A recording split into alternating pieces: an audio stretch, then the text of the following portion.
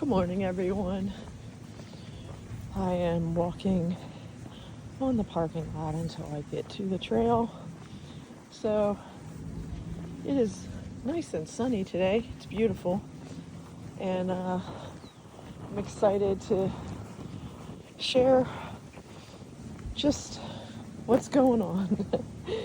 I appreciate you all. I really do. And if you could smash that like button to help the channel grow, I would truly, truly appreciate it. So today I wanted to talk about lost friendships and that, sometimes timing and circumstances contribute to maybe why your paths don't cross anymore or why there's distance. So my family at one point used to live in Westminster, Maryland, and we had a beautiful custom-built house on several acres of land.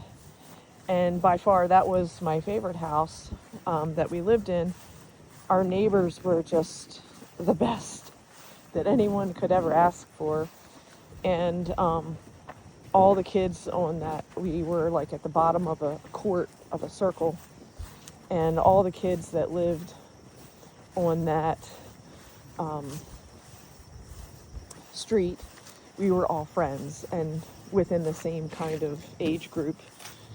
So it really was like the best place to grow up. I think we lived there from I was probably age 7 to 12, something around there. And I think that most people, when you're living in a certain location, you have this expectation as a kid that this is your forever home. You're excited, you're living in the moment. And when we lived there, it was so much about exploring, because it was like we had acres of land and a stream in the woods, and we learned how to fish, we learned how to garden. Our neighbors had cornfields. One of the other neighbors had a pottery business, and we learned how to make pottery and use the firing kiln, and we got into 4-H activities, and it was just like it was such a time of learning how to do things. There were ladies in the neighborhood that quilted and crocheted, and so there were skills that you could learn in the community by somebody was making a blanket or somebody was making a quilt, and there was this sense of community that was just so important and so precious at the time. So when I think to this living in this neighborhood, in this home that was custom built by my parents for our family, it was definitely a favorite season of my life. And those friends that lived on that, block in that community, are what I would again think that would be lifelong friends, that the hope was that you'd stay in touch forever. And my dad was best friends with the next door neighbor, Mr. Richard, and my mom was best friends with his wife, Miss Melissa, and then there were other neighborhood parents and kids, and everybody had a gift. Everybody had just a contribution to what they did. Like this one guy was a car enthusiast, and so you would always see him polishing his car and telling you about mechanical things of cars and knowing different types of car models. So like everybody had their, I'm going to say, niche in that neighborhood. And there was something like, there wasn't like an oversaturation. Like everybody could be who they were, but it was a different time, this was in the 70s, and like we didn't have cell phones. We really did play outside. Like when our parents said, go outside and go play, like we really did. We explored. We went on hikes. We climbed trees. We had swings in trees. We rode bikes. We had motorcycles and go-karts. We camped in tents. We played with Barbies. We played board games. We had slip and slide where there's a hill in our backyard, and we'd have a hose and we'd slide down the mountain when it was hot in the summer. We all had animals. So there were dogs. We all had dogs mostly. Some people had cats. But there was this sense of, like, as a kid, you had responsibilities. Like, we had dogs, so we had chores. You need to go and feed the dog. You need to take the dog for a walk. There were things that just instilled in us as children that, like our neighborhood relied on us, the people in the neighborhood relied on us. Like Mr. Richard had the best tomatoes in his garden, and I think we had a crop of potatoes. Like everybody had their niche. My mom was the baker. Miss Burl was the pottery woman. Everybody took part in taking care of the kids and managing the kids. Like if everybody was in somebody's backyard, then that mom was keeping an eye on all the kids. And it wasn't, and everybody if somebody was out of line, like the mom walked over and said, hey, your son was doing this and such, and you need to reel him in a little bit. Or Annie hurt her mouth on, somebody's pool tube, inner tube or something got caught, and, I had this accident in a pool, I remember, and, my mom was at work, but, that lady, Miss Wallstrom, I think her name was, she was a nurse by trade, and, she took care of my wounds until my mom got home from work. It's like there was just this built-in community of people caring for people. It wasn't a selfish thing. It just was a real community. And when you experience that, there's nothing like that. There really isn't. And I'm so glad and fortunate to have had that experience at such a young age, to trust people, to trust that adults are really there to, care for you. And I felt like I could trust people, I guess is what I'm trying to say. And I knew that if something happened, that people were going to show up and be responsible. I don't really think that in today's world you can find that same level of trust like I had back then. But nonetheless, I've been posting online about, my journey of grief. And originally it started with my fiance a few years ago in 2021 when he died. And then my dad died last year in 2024. And, I'm still going through grief. It's a rough road. And, I post about it when I feel inspired and the season of fall with all these leaves on the ground, it's a season of letting go. It's a season of remembering and then letting go. And, and I'm in it. And today I was like opening up my messages on Facebook, and generally I am trying to get out of the habit of like going to social media first. I want to be in my Bible first. But there are days when you're just, you're like, let me just check that because I need to remember if I have all my orders for Facebook Marketplace, and I'm just like checking, and there was a notice and I didn't recognize the last name of the person, and she identified herself and was like, hey, I'm Lissa from from Westminster. And I was just like, oh my gosh, like I haven't heard from her, haven't talked to her in years. And she had gotten married, so she had a different last name. And she's like, I just saw your post about your dad, I'm so sorry. And again, it's like, when you have that type of experience of that small, community knit neighborhood where everybody knows everybody and everybody in that neighborhood cares for one another, it's like, I knew her dad, she knew my dad, they played cribbage together, they played chess together, like we all played Scrabble together and Monopoly and all the different board games. We all learned strategy skills.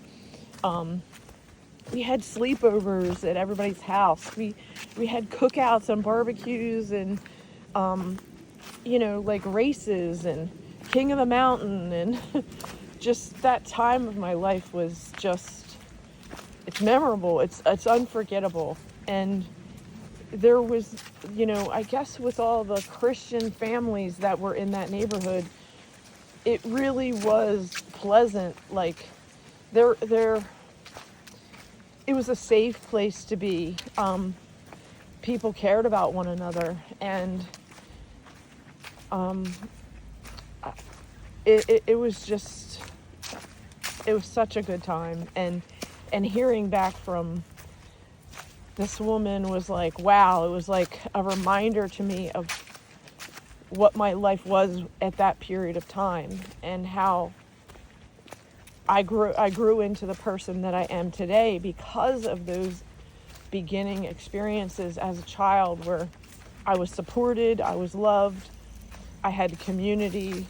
And when you have those things in place, you have no fear. And I really want to emphasize that. You don't have fear when you know that you're supported.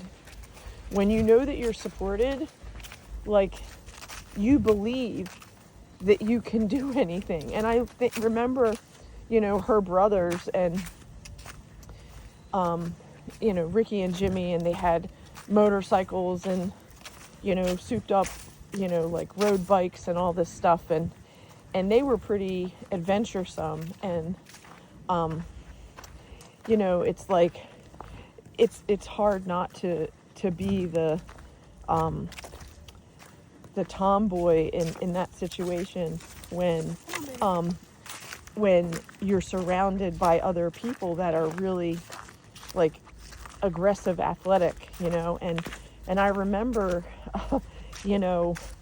being teased by both her brothers, like, I can't do it, I'm a girl, and I'd be like, I'll show you, and I get up and climb the tree and swing off of the branches on the swing just like the boys did. So what I'm getting at is that period of life was just, it was an empowering part of my life of believing that I can, knowing that I can, and taking the risks to prove that I can do something.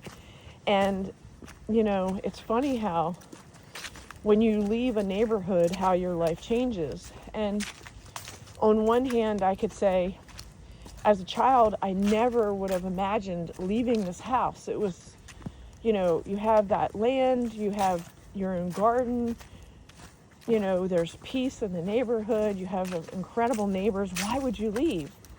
But this comes back to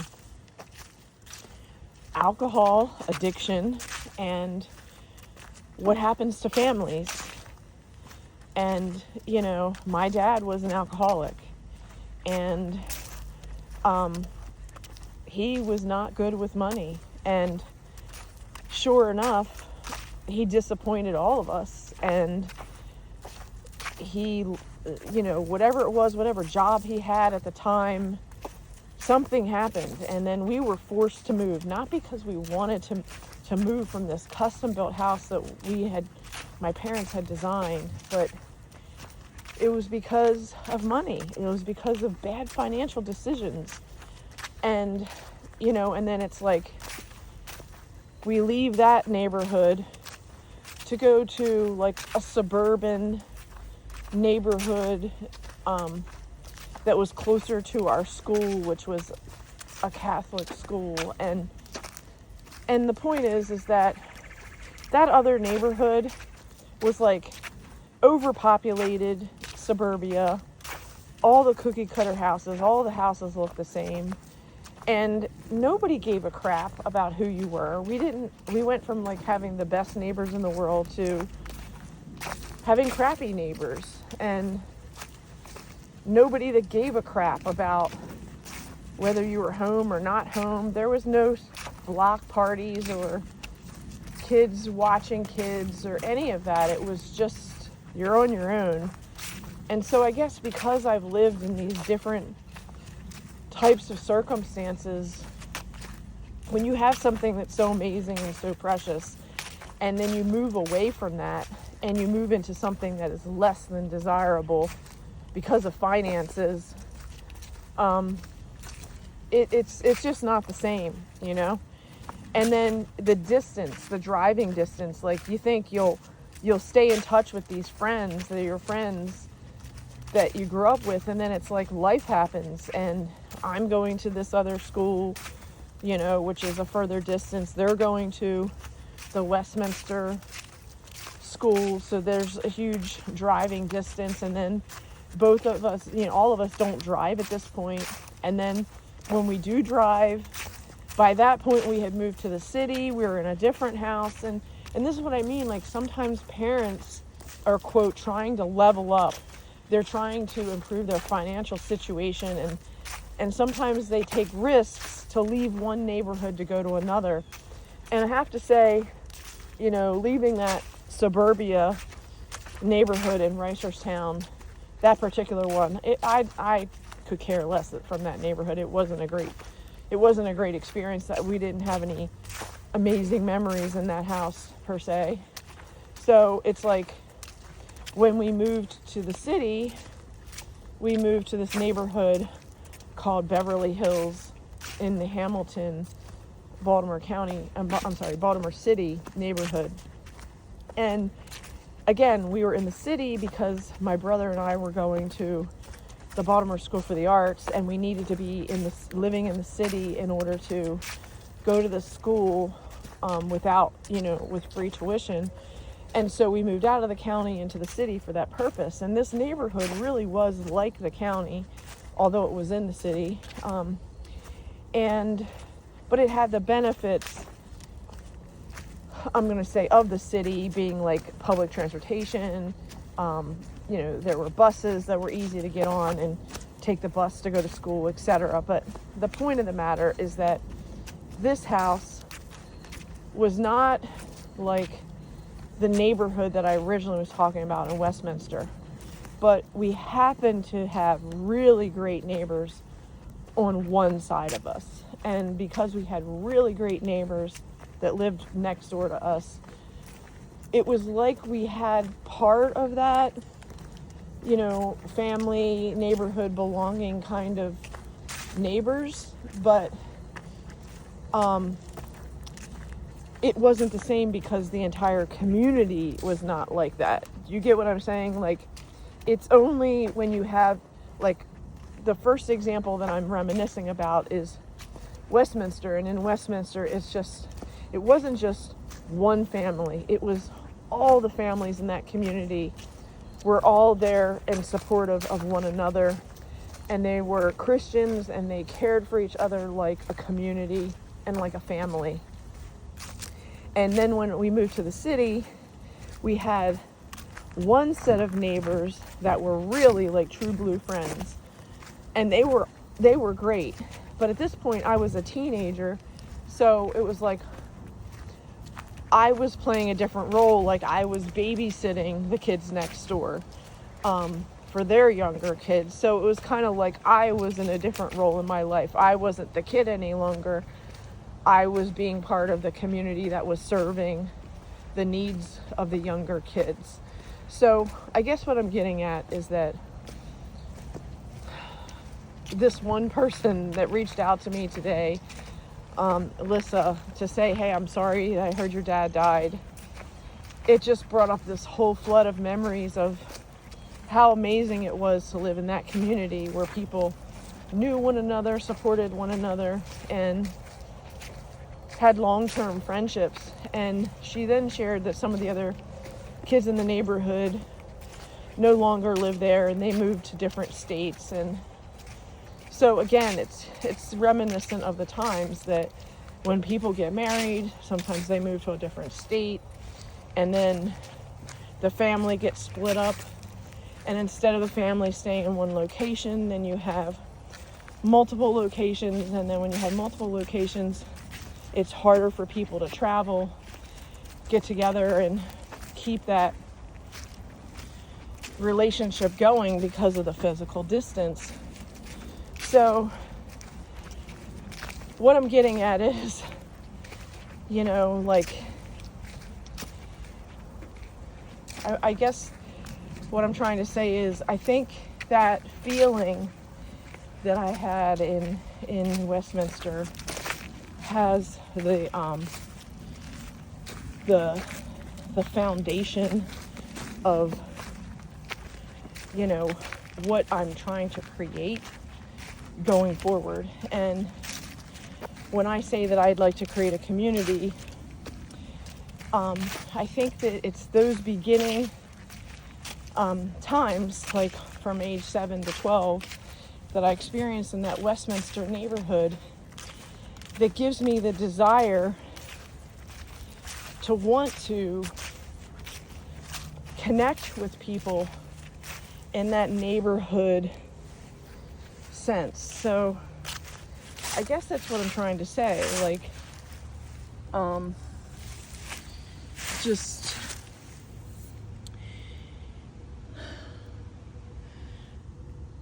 it's weird how like one Facebook message can take you back into a different time zone, a different period of time when things were different and simple and